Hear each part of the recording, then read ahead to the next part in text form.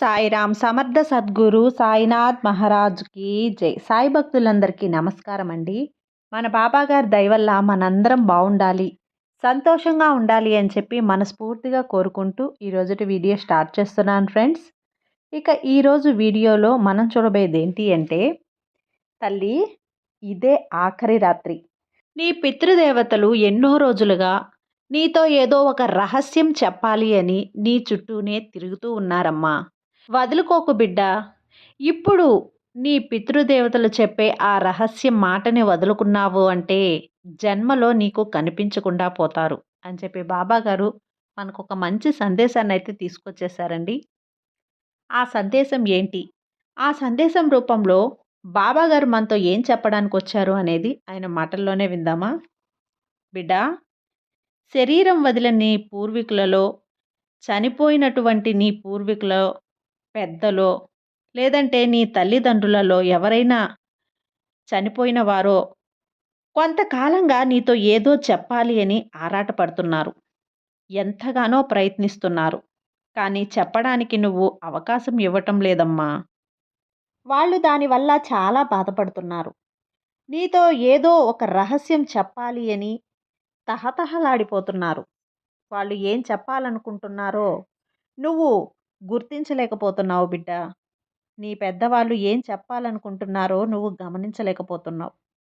ఒక్కసారి మనసు పెట్టి ప్రశాంతంగా వాళ్ళు చెప్పే మాటలను, నీ పూర్వీకులు నీకు ఏం చెప్పాలని అనుకుంటున్నారో ఒక్కసారి తెలుసుకో తల్లి.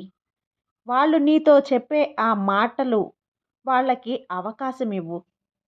నువ్వు అవకాశం కల్పించావు అంటే ప్రతిరోజు కూడా నీ కలలో కనిపించి ఏదో చెప్పాలని ప్రయత్నిస్తూ ఉన్నారు.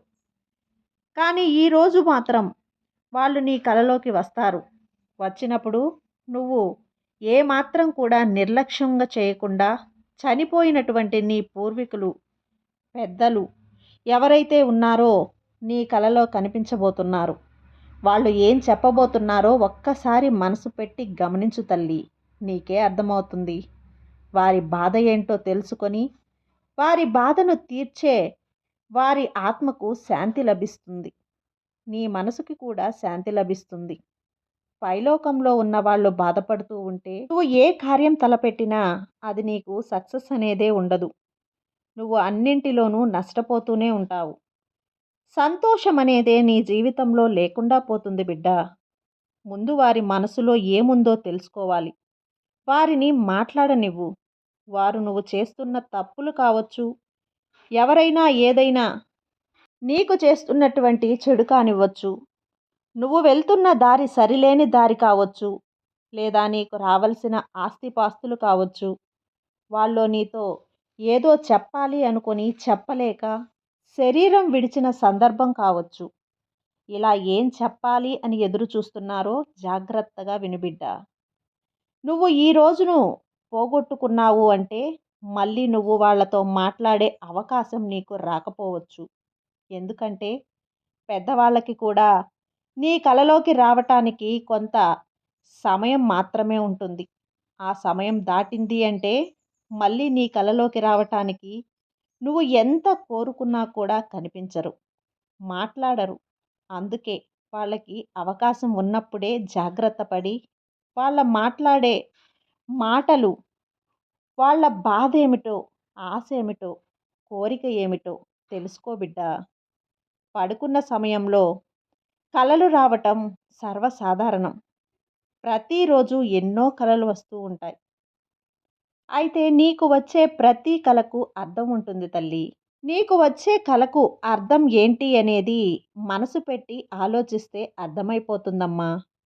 మరణించిన వారు, పెద్దవాళ్ళు, పూర్వీకులు ఎవరైతే ఉన్నారో వాళ్ళు కలలో కనిపిస్తే అది దేనికి సంకేతమో తెలుసా? నీకు బంధువులు, మిత్రులు మరణిస్తే ఖచ్చితంగా ఏదో ఒక సమయంలో నీ కలలోకి వచ్చే ఉంటారు. నువ్వు ఎప్పుడైనా ఆలోచించావా? ఇలా ఎందుకు నా కలలో వచ్చారు? ఏదైనా చెప్పాలి అనుకుంటున్నారా అని ఎప్పుడైనా ఆలోచించావా? ఎప్పుడైనా నీకు ఇలాంటి కల వస్తే ఏంటి విషయమని అర్థం చేసుకోవాల్సిందే. లేకపోతే నిజంగా నువ్వు నష్టపోతావు. వాళ్ళు నీకు ఏదో ఒక సూచన ఇవ్వాలని తెలియజేస్తున్నారు. అలా నీ పెద్దలు కలలో కనిపిస్తే ఏం జరుగుతుందో చెప్తాను, జాగ్రత్తగా విను. వాళ్ళు ఇచ్చే సూచనలు, కదలికలు, సందేశము ప్రతి ఒక్కటి ఈరోజు నీకు నేను చెప్తాను.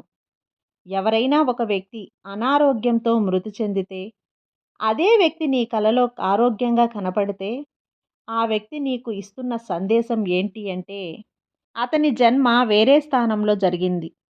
ఇక నువ్వు నా గురించి బాధపడకు బిడ్డా, నేను సంతోషంగా ఉన్నాను అని దాని అర్థం. ఇలాంటి కల నీకు వస్తే అది మరణించిన వారి గురించి ఏమాత్రం ఆలోచించకుండా ముందుకు సాగిపోవాలి. వాళ్ళ పనులు వాళ్ళు చేసుకుంటూ ప్రశాంతంగా, సంతోషంగా ఉండాలి అని ఆ వ్యక్తి వాళ్ళకి తెలియజేస్తున్నాడు.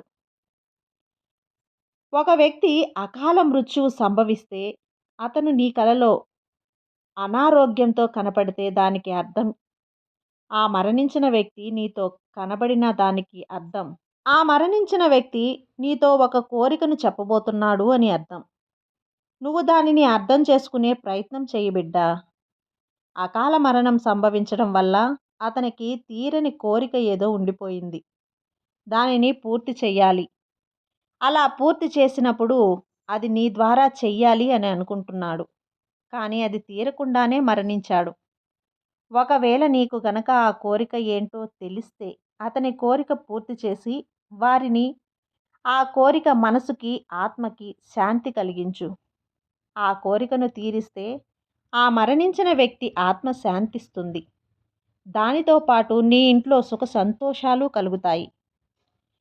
ఒకవేళ అతని కోరిక గురించి నీకు ముందే తెలిసినా, నువ్వు ఆ కోరికను తీర్చగలిగే స్థితిలో ఉండి కూడా ఆ కోరికను నువ్వు తీర్చలేకపోతే నీపై అది చెడు ప్రభావాన్ని చూపిస్తుంది అని గుర్తుంచుకో. ఇక మూడవ విషయం ఏంటంటే, ఒకవేళ జీవించి ఉన్న వ్యక్తి మరణించినట్లు కనబడితే దాని గురించి నువ్వు భయపడాల్సిన అవసరమే లేదమ్మా. బ్రతికి ఉన్న వ్యక్తి మరణించినట్లు కనబడితే దానికి అర్థం ఆ వ్యక్తి ఆయుష్ ఇంకా పెరిగింది అని అర్థం చేసుకో. అంతేకాని భయపడకు. ఇలాంటి కలలు దీర్ఘాయుష్ను సూచిస్తాయి. ఇక నాలుగో మాట, మరణించిన వారు కలలో మౌనంగా కనిపిస్తే, ఏం మాట్లాడకుండా ఉంటే వారు నీతో ఏం చెప్పాలనుకుంటున్నారో అర్థం కాదు.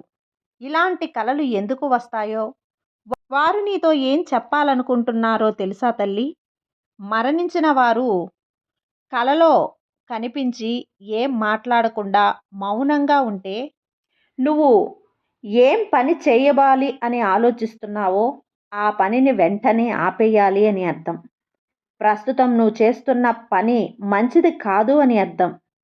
వారు ఈ విధంగా నీకు సందేశం ఇస్తున్నారు. వారు నీకు వెంటనే ఆ పనిని ఆపేయాలి అని. మరణించిన వారు మౌనంగా ఉండి మనల్ని ఆశీర్వదించినట్లు కనిపించి వెళ్ళిపోతే అది దేనికి సంకేతం అంటే, నువ్వు ఏదైతే ఆలోచిస్తున్నావో, నువ్వు ఏదైతే పని చేస్తున్నావో ఆ పని నీకు 100% శుభం కలుగుతుంది అని అర్థం. ఆ పనిని నువ్వు చెయ్యవచ్చని. ఒకవేళ మరణించిన వారు కలలో కనిపించి బాధపడుతూ ఉంటే నువ్వు చేసిన ఆ పని నచ్చలేదు అని అర్థం. కాబట్టి మన పూర్వీకులందరూ కూడా, మన పెద్దవాళ్ళు కానీ, చనిపోయిన మన తాత ముత్తాతలు కానీ ఎవ్వరైనా కావచ్చు, మన మంచి కోరి మనం చేసే పనుల్లో ఏం శుభం ఉంది, ఏం చెడు ఉంది అని మనల్ని సంకేతాల ద్వారా, సందేశాల ద్వారా, కాకి రూపంలోనో కలలోనో ఈ విధంగా ఎక్కువగా మనకు తెలియజేస్తుంటారు. కాబట్టి మన పెద్దలను, పూర్వీకులను గౌరవించి మనం పూజించుకుంటూ ఉంటే గనక ఎప్పుడు కూడా మనల్ని కాచుకొని మనల్ని వెన్నంటే ఉండి కాపాడుతూ ఉంటారు. కాబట్టి బాబా గారు ఈ విధంగా మనకు తెలియజేస్తున్నారండి. పెద్దలను ఎప్పుడైతే మనం పూజించి గౌరవిస్తామో ఆ ఇల్లు ఎప్పుడూ కూడా శుభంగా ఉంటుంది అని. కాబట్టి బాబా మాటలను మనం గౌరవించి ఈ మాటలను మనం అనుసరించి పాటిద్దాం. బాబా గారి ఆశీర్వాదం ఎప్పుడూ మనపై ఉంటుంది అని మనస్ఫూర్తిగా కోరుకుంటూ ఇంతటితో ఈ వీడియో ముగిస్తున్నానండి. ఈ వీడియో కనుక మీకు నచ్చినట్లయితే లైక్ చేసి సబ్స్క్రైబ్ చేయండి ఫ్రెండ్స్. అలాగే కొంతమంది భక్తులకు షేర్ చేయండి.